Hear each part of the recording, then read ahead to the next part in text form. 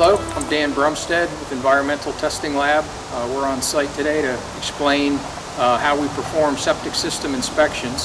Septic systems are a major part of the infrastructure of a home, and as such we try to do as thorough a job as we can when inspecting them. Septic systems don't differ a lot in the types, but they do differ quite a bit in what you find out on the site, the way systems are installed.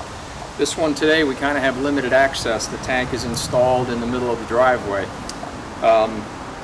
We were able to get into the top of the tank and get started here. We'll use cameras and mirrors to inspect it. In addition to that, we'll measure the sludge levels, see if the tank needs to be pumped out, and monitor the working level throughout the inspection to make sure that the water level in the tank stays constant from beginning to end. We try to run a day's worth of water into the tank during the inspection, and that is all figured on how many bedrooms are in the home.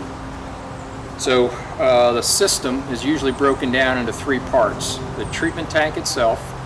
After the treatment tank, you have a distribution system of some type, and after the distribution system, you have an absorption system. And we try to inspect and report on each individual part. So where the tank may be satisfactory, the distribution system may be unsatisfactory or need some further testing. Those are the type of conclusions that we try to come to with the whole thing.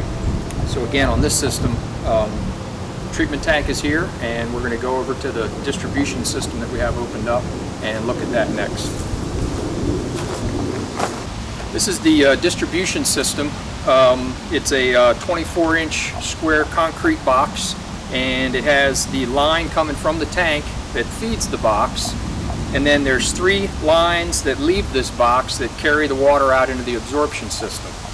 So we dug this hole, it's about 2 feet deep, and opened the box up, and then using this camera that also has a transmitter on it, we're able to run the camera down the lines and inspect the drainage lines. And with the transmitter, it helps us actually locate the lines. In this particular job, there were no records available at the county that has an as-built drawing of the system. So fortunately, the homeowner had some information for us. It was a big help. And now that we have this opened up, and like I said, with the radio transmitter, we can inspect the lines and kind of follow them around and see where they terminate in the yard. So what we're doing is running a day's worth of water into the tank. We're monitoring the level in this box to make sure everything stays constant, making sure that the integrity of the box is sound, and the conditions in the box are good. It doesn't need to be cleaned out. It's level, all the lines are getting the same amount of water, etc. So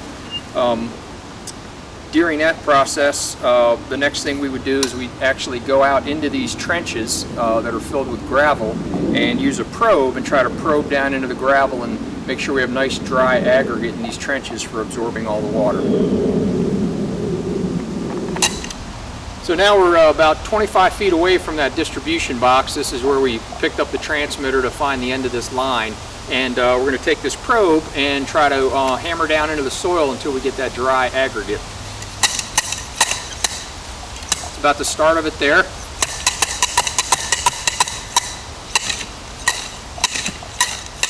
We can feel there we got about 12-14 inches of good dry stone at the end of this trench, which is what we want to find.